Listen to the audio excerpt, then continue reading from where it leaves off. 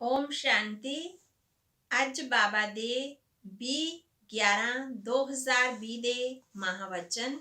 ਬਾਬਾ ਨੇ ਅੱਜ ਆਪਣੇ ਬੱਚਿਆਂ ਨੂੰ ਕਿਹਾ, ਮਿੱਠੇ ਬੱਚੇ, ਤੁਸੀਂ ਹੁਣ ਬਿਲਕੁਲ ਕਿਨਾਰੇ ਤੇ ਖੜੇ ਹੋ।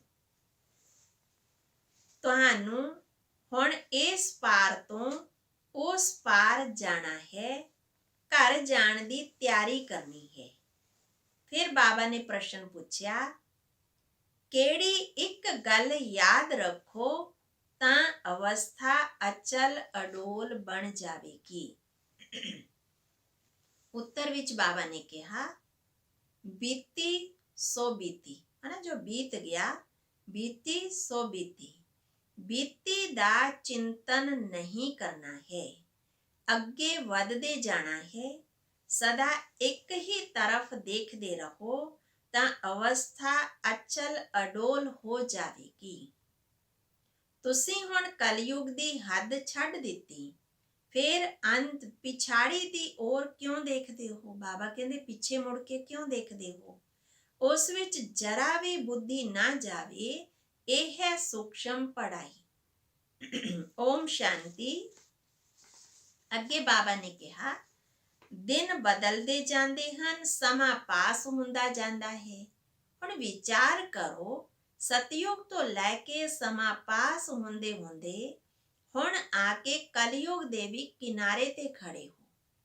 ਇਹ ਸਤਯੁਗ, ਤ੍ਰੇਤਾ, ਦੁਆਪਰ, ਕਲਯੁਗ ਦਾ ਚੱਕਰ ਵੀ ਜਿਵੇਂ ਮਾਡਲ ਹੈ। ਸ੍ਰਿਸ਼ਟੀ ਤਾਂ ਬਹੁਤ ਲੰਬੀ ਚੌੜੀ ਹੈ, ਉਸ ਦੇ ਮਾਡਲ ਰੂਪ ਨੂੰ ਬੱਚਿਆਂ ਨੇ ਜਾਣ ਲਿਆ ਹੈ। ਪਹਿਲਾਂ ਇਹ ਪਤਾ ਨਹੀਂ ਸੀ ਕਿ ਹੁਣ ਕਲਯੁਗ ਪੂਰਾ ਹੁੰਦਾ ਹੈ। ਹੁਣ ਪਤਾ ਲੱਗਿਆ ਹੈ ਤਾਂ ਬੱਚਿਆਂ ਨੂੰ ਵੀ ਬੁੱਧੀ ਵਿੱਚ ਸਤਯੁਗ ਤੋਂ ਲੈ ਕੇ ਚੱਕਰ ਲਗਾਏ ਕਲਯੁਗ ਦੇ ਅੰਤ ਤੱਕ ਕਿਨਾਰੇ ਤੇ ਆ ਕੇ ਠਹਿਰਨਾ ਚਾਹੀਦਾ ਹੈ। ਸਮਝਣਾ ਚਾਹੀਦਾ ਕਿ ਟਿਕ ਟਿਕ ਹੁੰਦੀ ਹੀ ਰਹਿੰਦੀ ਹੈ। ਜਿਵੇਂ ਘੜੀ ਦੀ ਸੂਈ ਨਹੀਂ ਟਿਕ ਟਿਕ ਟਿਕ ਪਾਸ ਹੁੰਦਾ ਹੈ, ਬਾਬਾ ਕਹਿੰਦੇ ਟਿਕ ਟਿਕ ਹੁੰਦੀ ਰਹਿੰਦੀ ਹੈ, ਡਰਾਮਾ ਫਿਰਦਾ ਰਹਿੰਦਾ ਹੈ। ਬਾਕੀ ਕੀ ਹਿਸਾਬ ਰਿਹਾ ਹੋਵੇਗਾ, ਥੋੜਾ ਜਿਹਾ ਰਿਹਾ ਹੋਵੇਗਾ। ਪਹਿਲਾਂ ਤਾਂ ਪਤਾ ਨਹੀਂ ਸੀ, ਹੁਣ ਬਾਬਾ ਨੇ ਸਮਝਾਇਆ ਹੈ ਕਿ ਬਾਕੀ ਕੋਨਾ ਆ ਕੇ ਰਿਹਾ ਹੈ। ਇਸ ਦੁਨੀਆ ਵਿੱਚ ਤੋਂ ਇਸ ਦੁਨੀਆ ਤੋਂ ਉਸ ਦੁਨੀਆ ਵਿੱਚ ਜਾਣ ਦਾ ਹੁਣ ਬਾਕੀ ਥੋੜਾ ਸਮਾਂ ਰਿਹਾ ਹੈ। ਤਾਂ ਇਹ ਗਿਆਨ ਵੀ ਹੁਣ ਮਿਲਦਾ ਹੈ। ਅਸੀਂ ਸਤਯੁਗ ਤੋਂ ਲੈ ਕੇ ਚੱਕਰ ਲਗਾਉਂਦੇ ਲਗਾਉਂਦੇ ਹੁਣ ਕਲਯੁਗ ਅੰਤ ਵਿੱਚ ਆ ਕੇ ਪਹੁੰਚੇ ਹਾਂ। ਹੁਣ ਫਿਰ ਵਾਪਸ ਜਾਣਾ ਹੈ। ਆਉਣ ਦਾ ਅਤੇ ਨਿਕਲਣ ਦਾ ਗੇਟ ਹੁੰਦਾ ਹੈ ਨਾ, ਇਹ ਵੀ ਏਦਾਂ ਹੈ। ਬੱਚਿਆਂ ਨੂੰ ਸਮਝਾਉਣਾ ਚਾਹੀਦਾ ਹੈ, ਬਾਕੀ ਥੋੜਾ ਕਿਨਾਰਾ ਹੈ। ਬਾਬਾ ਕਹੇ ਥੋੜਾ ਕਿਨਾਰਾ ਹੈ। ਇਹ ਪੁਰਸ਼ੋਤਮ ਸੰਗਮ ਯੁਗ ਹੈ ਨਾ, ਹੁਣ ਤੁਸੀਂ ਕਿਨਾਰੇ ਤੇ ਹੋ। ਬਹੁਤ ਥੋੜਾ ਸਮਾਂ ਹੈ। ਹੁਣ ਇਸ ਪੁਰਾਣੀ ਦੁਨੀਆ ਤੋਂ ਮੋਹ ਕੱਢ ਲੈਣਾ ਹੈ। ਹੁਣ ਨਵੀਂ ਦੁਨੀਆ ਵਿੱਚ ਜਾਣਾ ਹੈ। ਸਮਝਾਣੀ ਤਾਂ ਬਹੁਤ ਸਹਿਜ ਮਿਲਦੀ ਹੈ, ਤਾਂ ਇਹ ਬੁੱਧੀ ਵਿੱਚ ਰੱਖਣਾ ਚਾਹੀਦਾ ਹੈ। ਚੱਕਰ ਬੁੱਧੀ ਵਿੱਚ ਫਿਰਨਾ ਚਾਹੀਦਾ ਹੈ। ਹੁਣ ਕਲਯੁਗ ਵਿੱਚ ਤੁਸੀਂ ਨਹੀਂ ਹੋ, ਤੁਸੀਂ ਇਸ ਹੱਦ ਨੂੰ ਛੱਡ ਦਿੱਤਾ ਹੈ।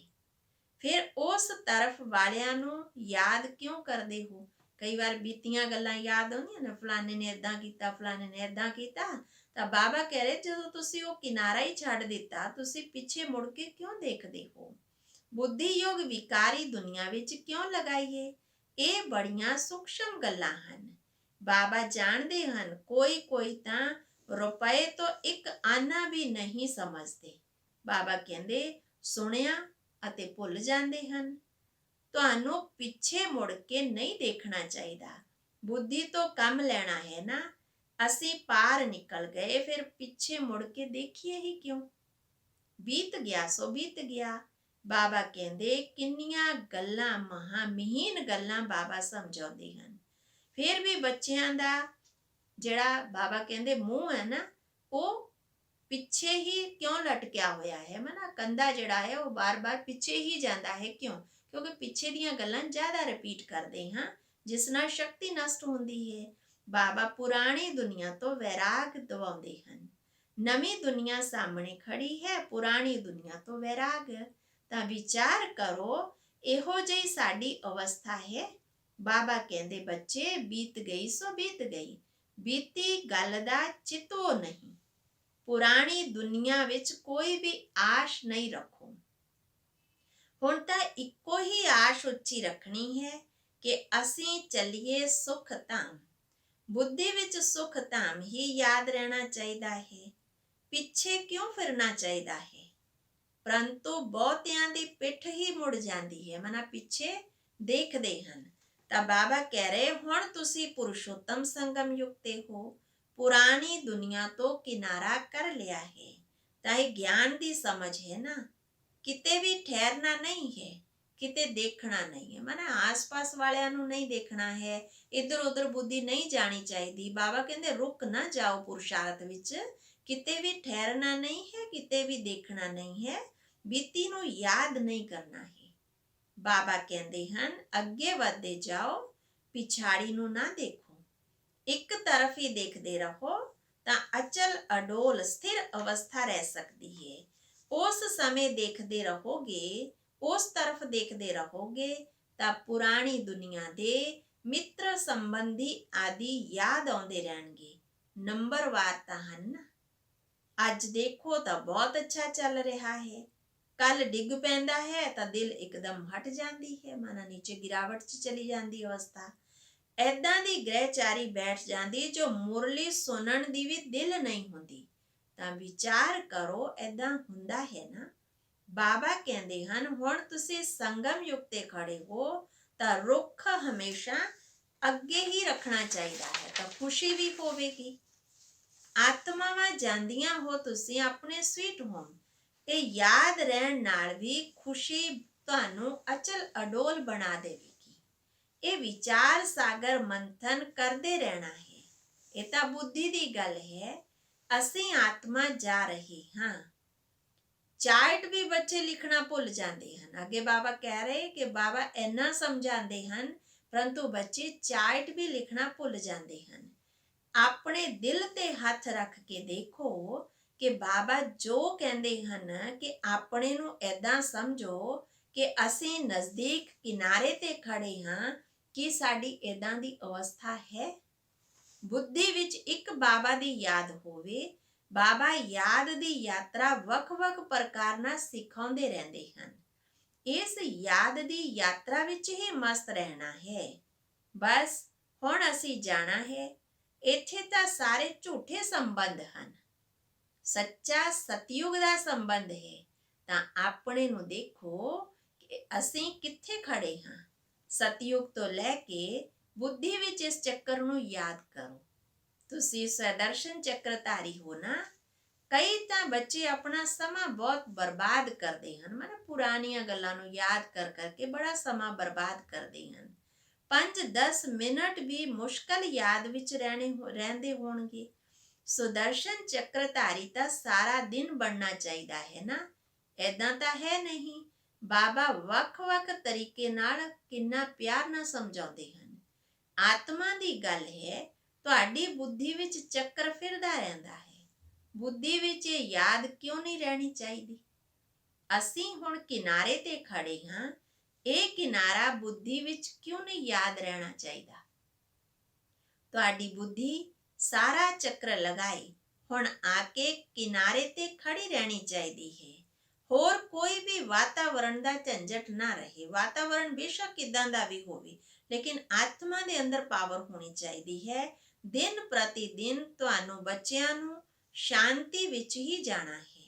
ਟਾਈਮ ਸਮਾਂ ਬਰਬਾਦ ਨਹੀਂ ਕਰਨਾ ਹੈ। ਪੁਰਾਣੀ ਦੁਨੀਆ ਨੂੰ ਛੱਡ ਨਵੇਂ ਸੰਬੰਧ ਵਿੱਚ ਆਪਣਾ ਬੁੱਧੀ ਯੋਗ ਲਗਾਓ। ਯੋਗ ਨਹੀਂ ਲਗਾਓਗੇ ਤਾਂ ਪਾਪ ਕਿਵੇਂ ਕੱਟਣਗੇ। ਤੁਸੀਂ ਜਾਣਦੇ ਹੋ ਤਾਂ ਇਹ ਜਾਣਦੇ ਹੋ ਕਿ ਪੁਰਾਣੀ ਦੁਨੀਆ ਖਤਮ ਹੋਣੀ ਹੈ। ਅੱਗੇ ਬਾਬਾ ਕਹਿ ਰਹੇ ਕਿ ਬਾਪ ਤੁਹਾਨੂੰ ਵਿਚਾਰ ਸਾਗਰ ਮੰਥਨ ਕਰਨ ਦੀਆਂ ਪੁਆਇੰਟਸ ਸੁਣਾਉਂਦੇ ਰਹਿੰਦੇ ਹਨ। ਤਾਂ ਇਹ ਵੀ ਬਾਬਾ ਨੇ ਸਮਝਾਇਆ ਕਿ ਬੱਚੇ ਤੁਸੀਂ ਡਬਲ ਸਿਰਤਾਜ ਬਣਦੇ ਹੋ। ਅਵਸਥਾ ਐਦਾਂ ਦੀ ਹੋ ਜਾਵੇ ਕਿ ਬਸ ਹੁਣ ਜਾਣਾ ਹੈ ਤਾਂ ਬਾਕੀ ਹੋਰ ਕੀ ਚਾਹੀਦਾ ਹੈ। ਬਾਬਾ ਨੇ ਇਹ ਵੀ ਸਮਝਾਇਆ ਹੈ ਕਿ ਬਾਬਾ ਕਹਿੰਦੇ, ਬਾਪ ਇਹ ਵੀ ਸਮਝਾਉਂਦੇ ਹਨ ਕਿ ਡਬਲ ਸਿਰ ਤਾਜ ਇਹ ਸਿਰਫ ਨਾਮ ਹੈ। ਬਾਕੀ ਲਾਈਟ ਦਾ ਕੋਈ ਤਾਜ ਉੱਥੇ ਹੁੰਦਾ ਨਹੀਂ, ਉਹ ਤਾਂ ਪਵਿੱਤਰਤਾ ਦੀ ਨਿਸ਼ਾਨੀ ਹੈ। ਜੋ ਵੀ ਧਰਮ ਸਥਾਪਕ ਹਨ ਉਹਨਾਂ ਦੇ ਚਿੱਤਰਾਂ ਤੇ ਵੀ ਤਾਂ ਲਾਈਟ ਜ਼ਰੂਰ ਦਿਖਾਉਂਦੇ ਹਨ। ਇੱਕ ਸਫੇਦ ਕਿਸਮ ਦੀ ਲਾਈਟ ਹੈ, ਔਰਾ ਹੈ, ਬਾਬਾ ਕਹਿੰਦੇ ਉੱਤੇ ਵੀ ਦਿਖਾਉਂਦੇ ਹਨ, ਕਿਉਂਕਿ ਪਵਿੱਤਰਤਾ ਦੀ ਨਿਸ਼ਾਨੀ ਹੈ। ਉੱਥੇ ਹੈ ਸਤੋ ਪ੍ਰਧਾਨ ਦੁਨੀਆ, ਫਿਰ ਸਤੋ ਰਜੋ ਤਮੋ ਵਿੱਚ ਆਉਂਦੇ ਹਨ। ਤਾਂ ਬੱਚਿਆਂ ਨੂੰ ਨੌਲੇਜ ਮਿਲਦੀ ਹੈ, ਉਸ ਵਿੱਚ ਮਸਤ ਰਹਿਣਾ ਚਾਹੀਦਾ ਹੈ। ਬੇਸ਼ੱਕ ਤੁਸੀਂ ਹੋ ਇਸ ਦੁਨੀਆ ਵਿੱਚ, ਪਰੰਤੂ ਬੁੱਧੀ ਦਾ ਯੋਗ ਉੱਥੇ ਲੱਗਿਆ ਰਵੇ। ਇਸ ਨਾਲ ਵੀ ਤੋੜ ਨਿਭਾਉਣਾ ਹੈ।